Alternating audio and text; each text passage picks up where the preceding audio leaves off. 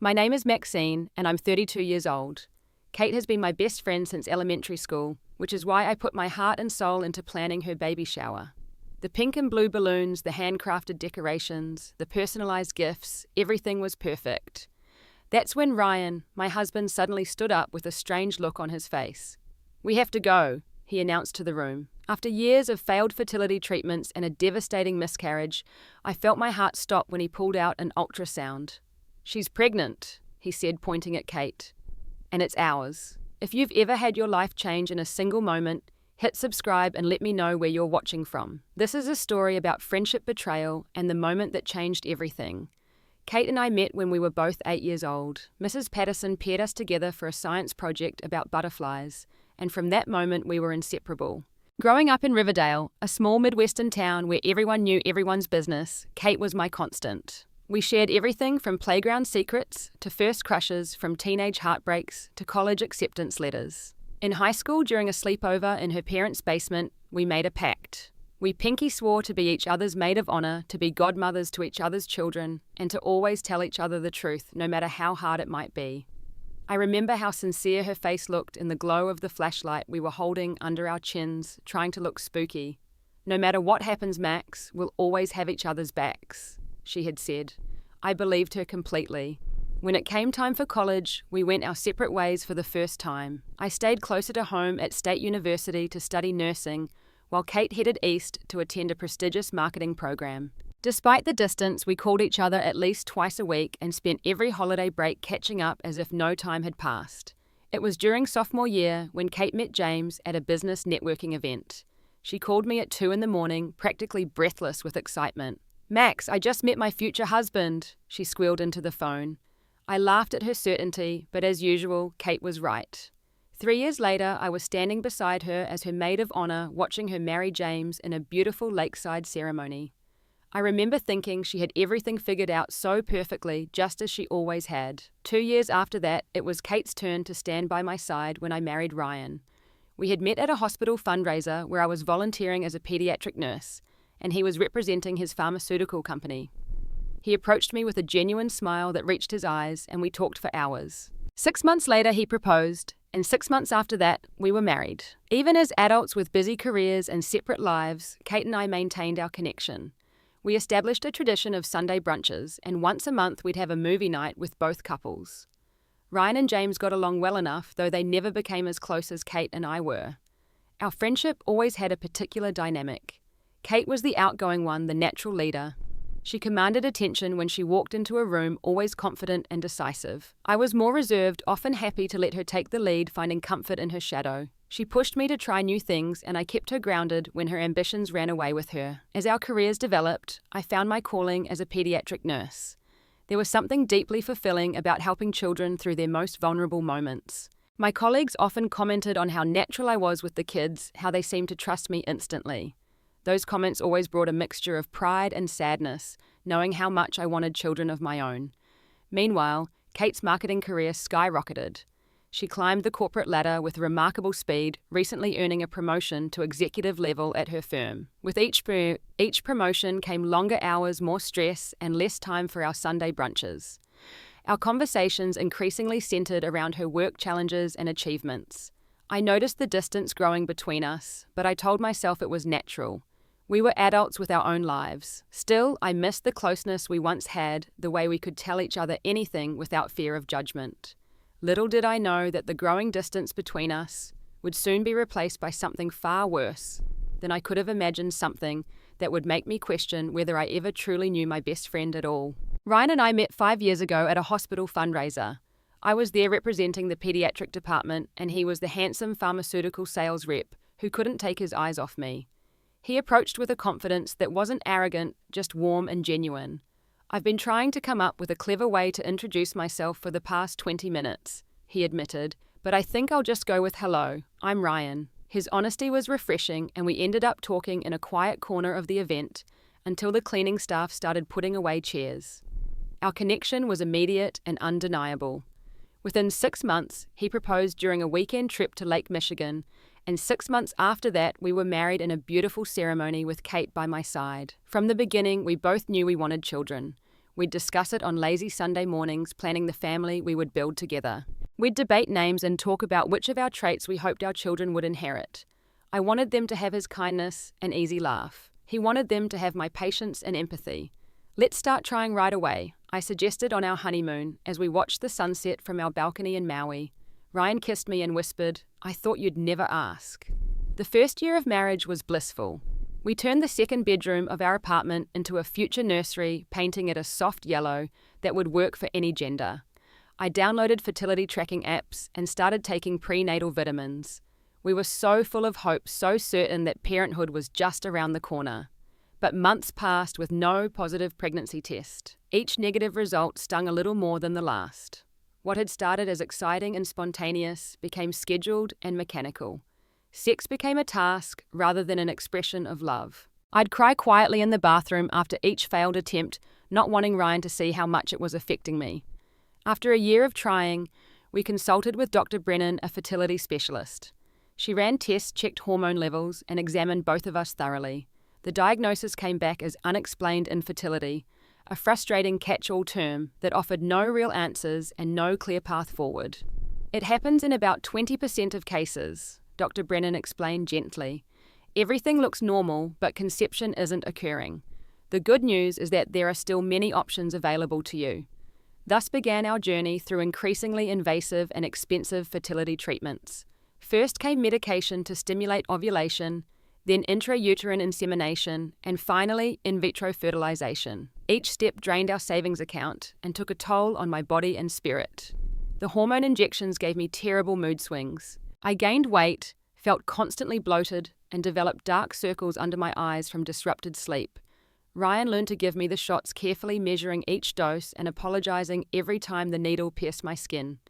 Through it all, Ryan remained my rock. When I wanted to give up, he encouraged me to keep going. When I blamed my body for failing us, he reminded me that we were in this together. He attended every appointment, asked thoughtful questions, and held my hand through every procedure. The financial strain was significant. IVF costs added up quickly, especially since our insurance covered very little. We dipped into our retirement savings and put off buying a house. Ryan took on extra work to help cover the expenses, often coming home exhausted, but never complaining. Our third IVF cycle finally brought success. The nurse called with the news I had been desperate to hear for years. "Congratulations, Maxine. You're pregnant." For 9 blissful weeks, we lived in a bubble of joy. We told only our parents, wanting to wait until the first trimester was over before sharing the news more widely. I allowed myself to believe it was really happening. I even bought a tiny pair of baby shoes, tucking them away in my dresser drawer like a talisman. Then came the cramping and the blood. The emergency room visit confirmed our worst fears: I was miscarrying. The technical term was missed miscarriage. My body hadn't even recognized that the pregnancy was no longer viable. I needed a procedure to remove what remained. The grief was overwhelming. It wasn't just the loss of the pregnancy, it was the loss of the future we had been imagining. Every baby announcement, every pregnant woman I passed on the street, every diaper commercial on TV became a reminder of what we had lost. 3 months ago, after another failed IVF cycle, we decided to take a break. The physical, emotional, and financial toll had become too much. We needed time to heal and reconsider our options. "Maybe we should look into adoption," Ryan suggested one evening as we sat on our porch swing. "Or maybe we need to consider that our family might just be the two of us." "Do you think you could be happy with that?" I asked, afraid of his answer. He took my hand and squeezed it. "Maxine, I married you because I love you, not because of the children you might give me. Whatever and ever our future holds, we'll face it together." His words gave me comfort, but I still felt the ache of emptiness. I had always imagined myself as a mother. It was part of how I defined myself even before I met Ryan. Accepting a child-free life would require redefining who I was and what my purpose might be. In recent weeks, I had noticed Ryan acting strangely, taking phone calls in another room, being mysteriously absent for hours, quickly hiding his phone screen when I entered the room. I tried not to jump to conclusions, but after everything we'd been through, anxiety crept in. Was he unhappy? Was he having second thoughts about our marriage? Now that children seemed unlikely, I never could have guessed the real reason for his secretive behavior. I never could have imagined the storm that was about to break over our lives, changing everything forever. 6 months ago, Kate invited me to lunch at our favorite cafe downtown. When I arrived, there was a beautifully wrapped gift box waiting on the table. Her smile was electric with excitement. "Open it," she urged as soon as I sat down. Inside was a onesie with the words, "I love my godmother," printed across the front. It took a moment for the implication to sink in. "You're pregnant." I gasped, my emotions instantly conflicted. Kate nodded enthusiastically. 12 weeks along, we wanted to be sure everything was okay before telling anyone. I forced the biggest smile I could manage and hugged her tightly, hoping she couldn't feel how my body had tensed. "I'm so happy for you." I said the words catching slightly in my throat, and part of me truly was happy for her. Kate had always wanted to be a mother just as I had, but another part of me, a part I wasn't proud of, felt like I'd been punched in the stomach. Why was it so easy for her when it had been so impossible for me? "You're the first to know after our parents," Kate continued, oblivious to my inner turmoil. "I'm counting on you to be by my side through all of this. You know more about babies than anyone I know." I nodded, unable to trust my voice for a moment. When I finally spoke, I asked all the right questions: how she was feeling, whether they wanted a boy or girl, if they had thought about names. I played my part perfectly, while a voice inside screamed at the unfairness of it all. That night, I cried in Ryan's arms. "I'm a terrible person," I sobbed. "I should be completely happy for my best friend, but instead I'm jealous and hurt." "You're not terrible," Ryan insisted, stroking my hair. "You're human. You can be happy for Kate and sad for us at the same time.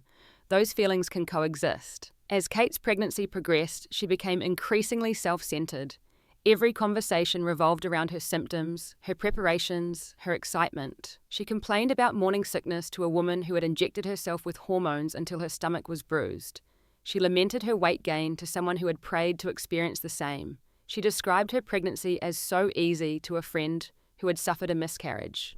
When she asked me to plan her baby shower, I couldn't refuse. Despite everything, she was still my best friend, and I had promised to be there for her. I threw myself into the planning, determined to create the perfect celebration, as if somehow the perfect party could make up for the complicated feelings in my heart. I spent weeks designing custom invitations, creating handmade decorations, and planning games that wouldn't be too cheesy. I researched caterers and bakeries to find the best options within the generous budget Kate's parents had provided. I wanted everything to be perfect, perhaps trying to prove something to myself as much as to Kate. Ryan watched my obsessive planning with concern. "You don't have to do all this," he said one night, as I stayed up late addressing envelopes. "Kate would understand if it's too difficult." But I shook my head.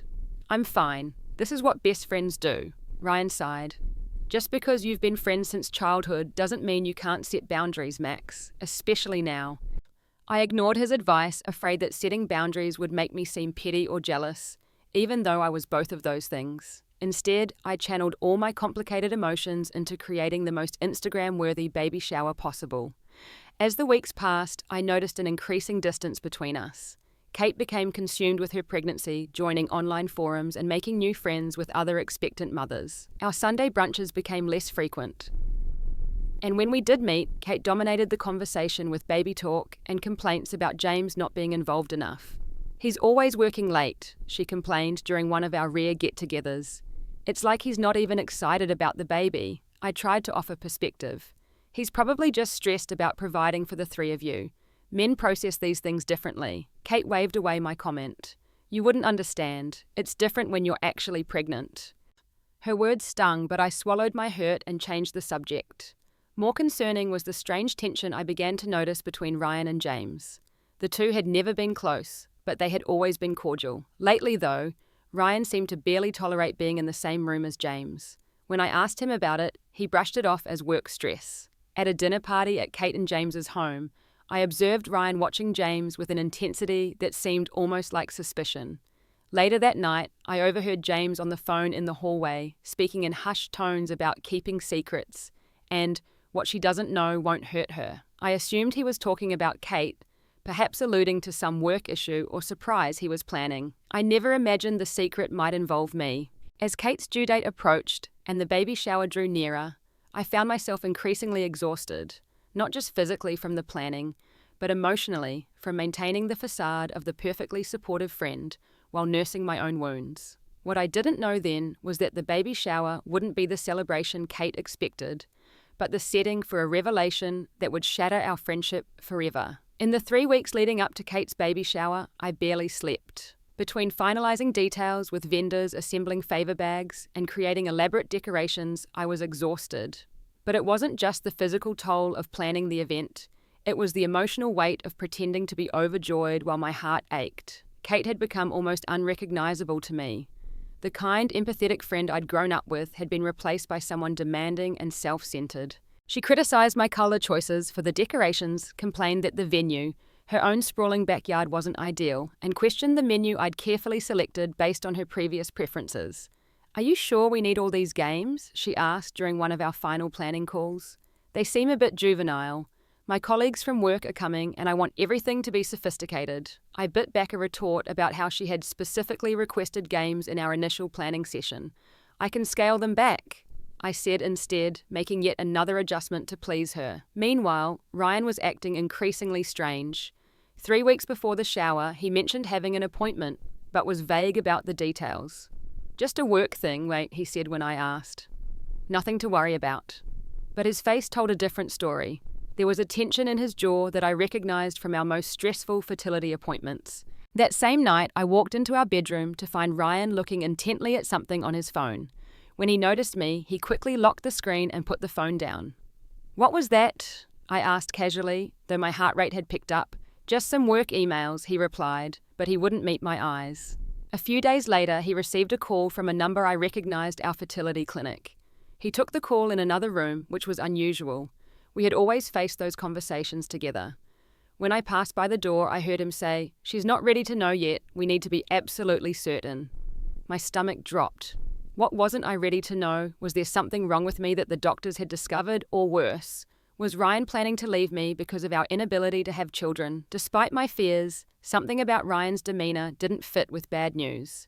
There was a new energy about him, an almost suppressed excitement. He became more attentive, insisting I take my prenatal vitamins just to stay healthy, and encouraging me to get more rest. "You're working too hard on this shower," he said one evening, massaging my shoulders as I addressed yet another batch of thank you cards in advance. "Kate doesn't deserve all this effort." I was surprised by the edge in his voice. "She's my best friend," I reminded him, "and she'd do the same for me." Ryan's hand stilled on my shoulders. "Would she though? Really?" Before I could respond, he changed the subject, asking if I wanted tea before bed. A week before the shower, Ryan went shopping alone, which was unusual for us. When he returned, there were no bags in his hands, and he was evasive about where he'd been. The next day, while doing laundry, I found a bottle of prenatal vitamins in Ryan's gym bag, not my usual brand, but a more expensive kind we had researched during our fertility journey. I held the bottle in my hand, confused and afraid to hope. Why would Ryan have these unless... When I approached him about it, he took my hands in his and looked deeply into my eyes. "Maxine, I need you to trust me for just a little while longer. Everything will make sense soon, I promise." "Are you keeping something from me?" I asked, my voice small. "Yes," he admitted, which shocked me. "But not what you're thinking. I'm not leaving you. I'm not unhappy. If anything, I'm trying to protect you until I have all the facts." "Protect me from what?" He shook his head. "Please just trust me. After the shower, I'll tell you everything." That night, as we lay in bed, Ryan held me tighter than usual. "No matter what happens tomorrow," he whispered into my hair, "remember that I love you more than anything, and everything I do is to protect our family. Our family is just you and me," I reminded him, a familiar sadness creeping into my voice. "Maybe," he said cryptically, "but maybe not." I fell asleep with his words echoing in my mind, not knowing that by this time tomorrow, everything I thought I knew about my friendship with Kate, about our fertility struggles, and about the baby shower I had so painstakingly planned would be turned upside down. The morning of Kate's baby shower, I woke up feeling nauseated. I assumed it was anxiety about the day ahead, ensuring everything went perfectly while managing my complicated emotions. I barely made it to the bathroom before throwing up. Ryan followed me, holding back my hair and offering a damp washcloth afterward. "Are you okay?" he asked, his brow furrowed with concern. "Just nervous about the shower," I explained, rinsing my mouth. "You should eat something," he insisted, leading me to the kitchen where he prepared plain toast and ginger tea. "And take it easy today. Don't push yourself too hard." I smiled weakly at his concern. "I'll be fine. There's too much to do to take it easy." We arrived at Kate's house 2 hours before the scheduled start time. Her home was a sprawling, recently renovated colonial in the most expensive neighborhood in town, a testament to both her and James's successful careers. I had always admired it, though.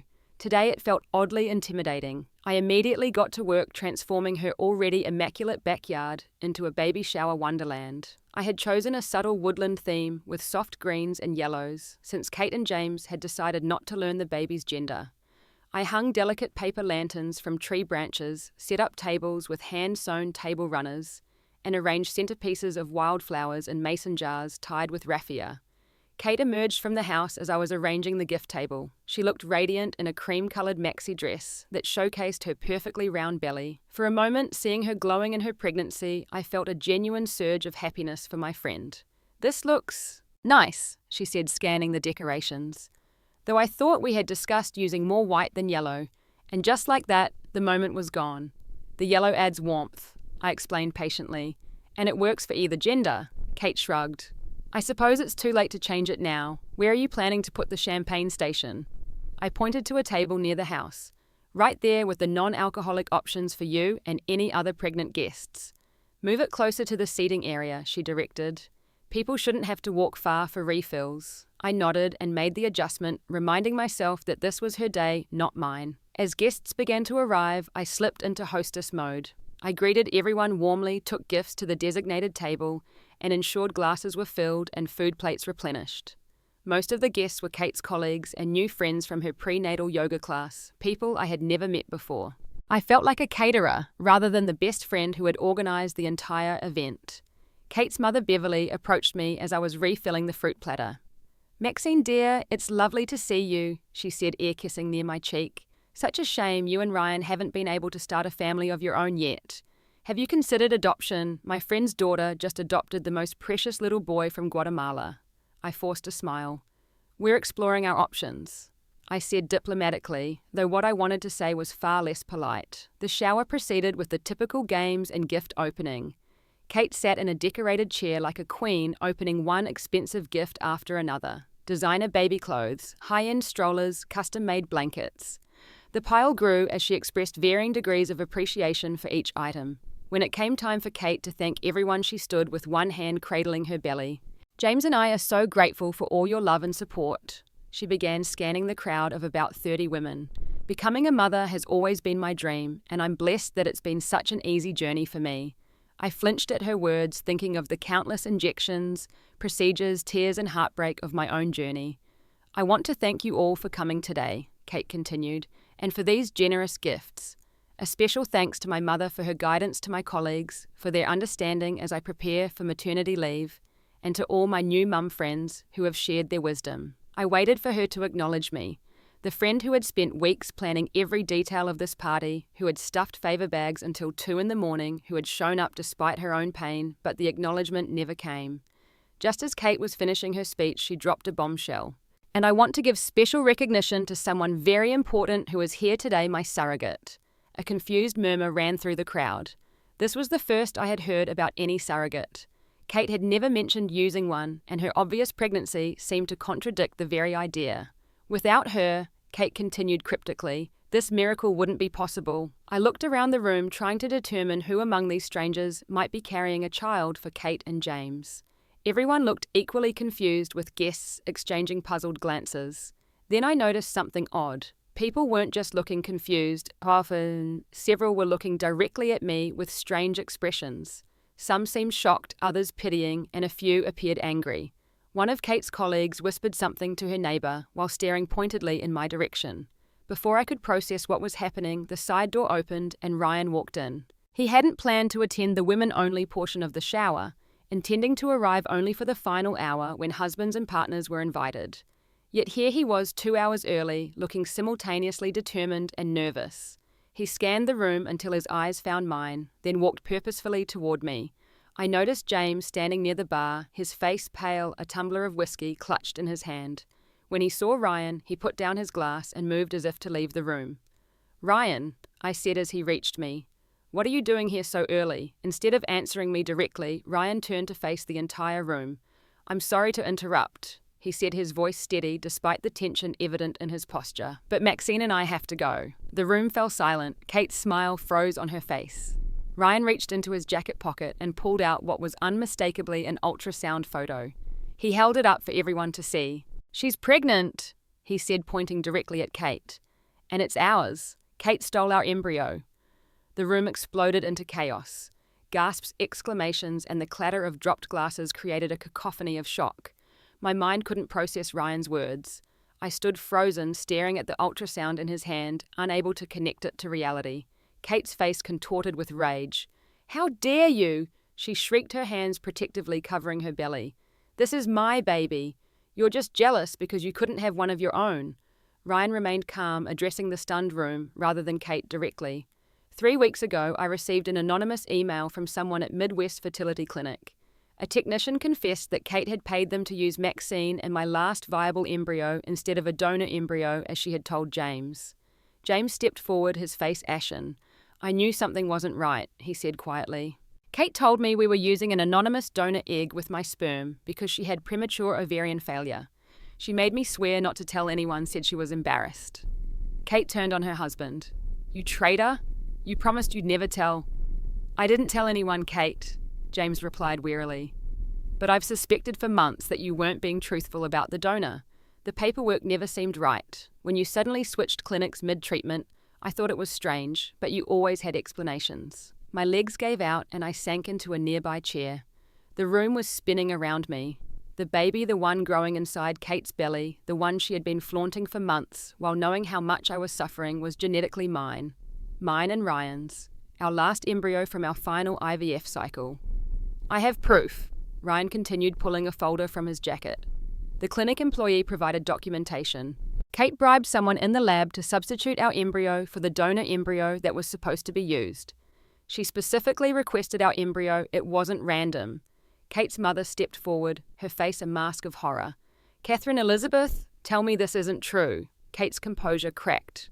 "You don't understand. None of you understand. James was going to leave me if I couldn't give him a child. My career depends on this perfect image I've created. I couldn't adopt or use a surrogate. It had to be my body, my pregnancy." "So you stole from your best friend?" Beverly asked, disgust evident in her voice. "The friend who has been by your side since childhood, who planned this entire shower for you." Kate's eyes darted wildly around the room, seeing the judgment on every face. "Maxine has everything. The perfect marriage, the perfect job. She's everyone's favorite. The only thing she couldn't have was a baby, and she wouldn't stop talking about it. It was always poor Maxine and her fertility problems. Well, now I have the one thing she couldn't have." The venom in her words shocked me to my core. This wasn't my best friend speaking. This was a stranger, someone consumed by jealousy and entitlement. I had never recognized beneath her confident exterior. Ryan knelt beside my chair, taking my trembling hands in his. "I've been gathering evidence for weeks," he explained gently. "I wanted to be absolutely sure before I told you. I consulted lawyers to understand our options. I didn't want to give you false hope." "Why here?" I whispered, still in shock. "Why like this?" "Because I was afraid she'd run," Ryan admitted. "Once she knew we had discovered the truth, I was concerned she might disappear with our child. I needed witnesses. I needed her family to know the truth, so they couldn't help her hide." One by one, guests began to gather their belongings and leave, murmuring awkward apologies and avoiding eye contact. No one knew what to say in the face of such an unprecedented situation. Kate's mother guided confused relatives toward the door, while her father stood in stunned silence. Kate made a move toward the house, but Ryan stepped in her path. "You're not going anywhere until we discuss this, Kate. That's our child you're carrying." "It's my baby!" Kate screamed, tears streaming down her face. "I'm the one carrying it.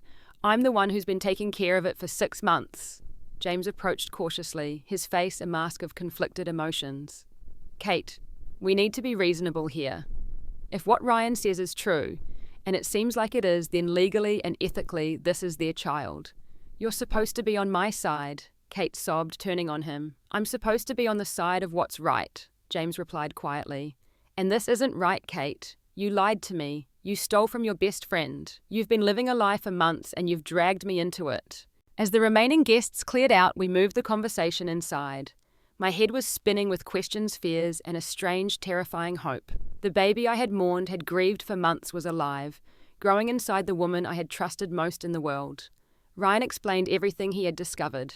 The fertility clinic employee had come forward anonymously after being racked with guilt. She provided documentation showing how Kate had arranged the switch, paying tens of thousands of dollars to ensure it happened without detection. She specifically requested your embryo, Maxine, Ryan said gently.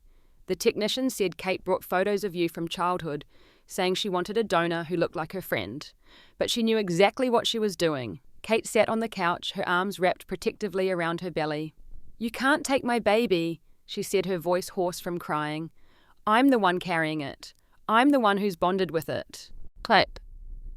"It's our child genetically." I finally found my voice. "Our last embryo. Do you have any idea what you've taken from us? What you've done?"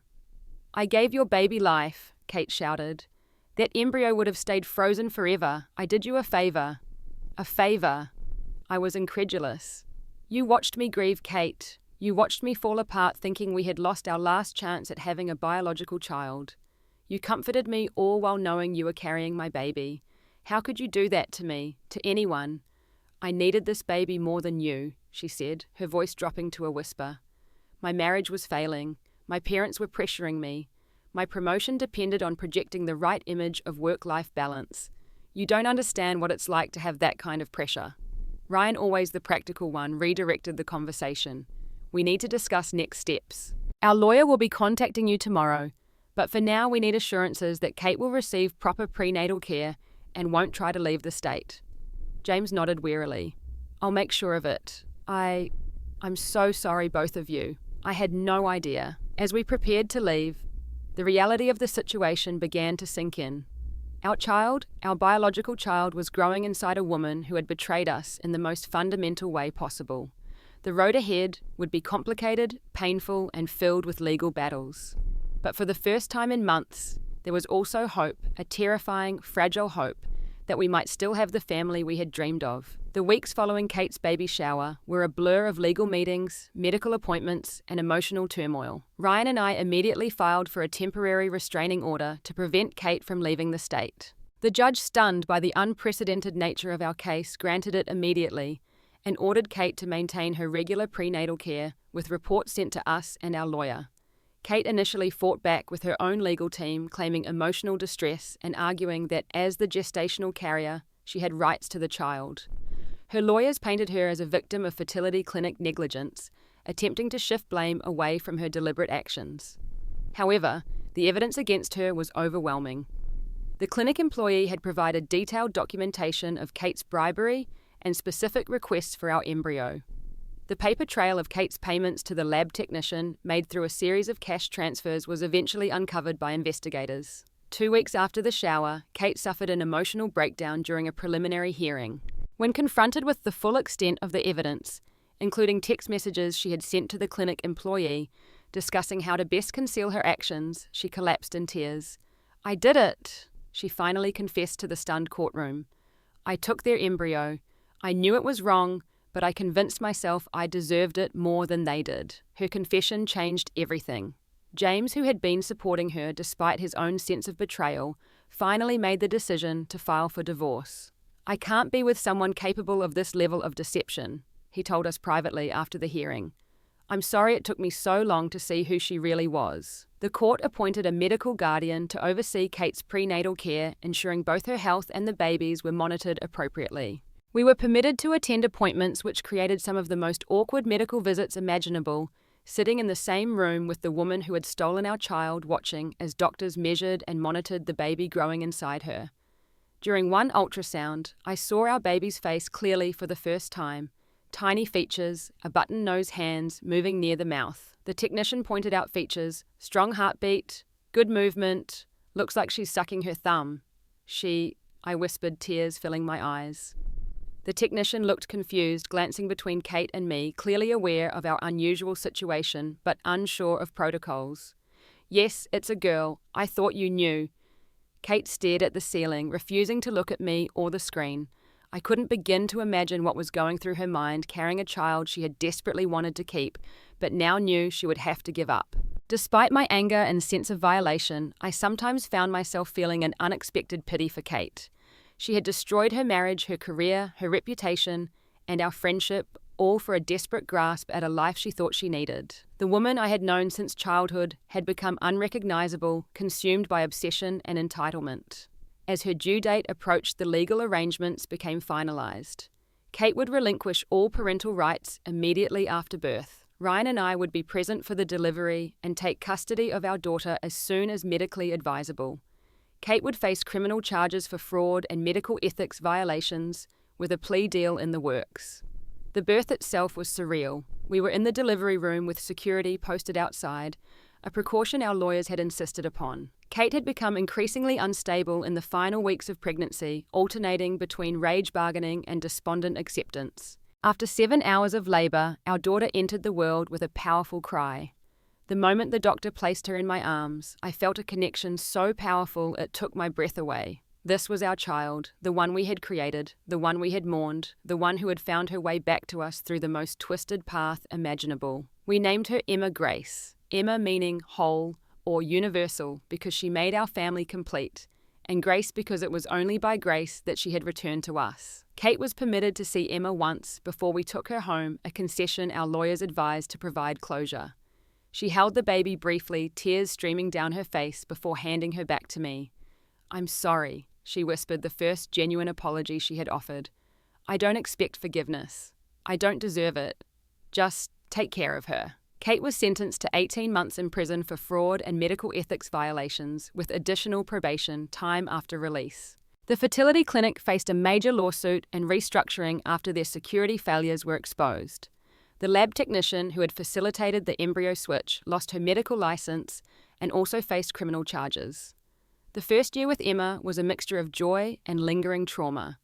Every milestone, her first smile, first laugh, first steps, was a reminder of how close we had come to losing her forever. I found myself holding her a little tighter, checking on her a little more often than might be normal, afraid that our miracle might somehow be taken away again. We joined a support group for families who had experienced surrogacy complications, though none had a story quite like ours. Still, there was comfort in connecting with others who understood the complex emotions surrounding non-traditional paths to parenthood. We struggled with how we would eventually tell Emma her birth story. How do you explain to a child that the woman who carried her had stolen her, that her biological mother's best friend had betrayed her in such a fundamental way? These were questions we couldn't answer yet, but we knew that honesty, age-appropriate and delivered with love, would be essential. Mutual friends who had distanced themselves from Kate gradually reconnected with us. Many admitted they had noticed troubling changes in her behavior over the years, but had dismissed them as stress or ambition. No one had imagined she was capable of such an elaborate deception. A year after Emma's birth, James reached out to us. He had moved to another state and was slowly rebuilding his life. He asked to meet Emma, expressing that while he had no legal or biological connection to her, he had spent months believing he would be her father. We agreed to the meeting, watching cautiously as James held Emma with tears in his eyes. "Thank you for this," he said. "I needed to see that something good came out of all that pain. As for forgiveness, that's been the hardest part of this journey. I don't know if I'll ever fully forgive Kate for what she did. The magnitude of her betrayal goes beyond what most friendships could survive. But I've had to find a way to release the anger, if not for Kate's sake, then for my own and for Emma's. I've learned that forgiveness isn't about excusing the inexcusable or pretending the hurt never happened. It's about refusing to let that hurt continue to damage your life. It's about reclaiming your power from the person who took it. Today, Emma is a happy, healthy 2-year-old with Ryan's dimples and my curly hair. We celebrated her birthday last weekend with a small party in our backyard. Nothing elaborate, just family and close friends gathered to celebrate the miracle that is our daughter. As I watched her blow out the candles with considerable help from Ryan, I was struck by how life can bring us to places we never could have imagined. Through the darkest betrayal came our greatest joy. Through unimaginable pain came healing and strength I never knew I possessed. If there's one lesson I've learned from this journey, it's to trust your instincts and stand up for what's rightfully yours. No true friend would take what matters most to you. No relationship is worth sacrificing your dignity and truth. Have you ever discovered that someone you trusted completely was capable of unimaginable betrayal? How did you find the strength to move forward? Please share your stories in the comments below. And if this story touched you, please like, subscribe, and share it with someone who might need to hear that, even after the deepest betrayals, healing is possible. Thank you for listening to my story, and remember, sometimes the family we fight hardest for is the one that brings us the greatest joy.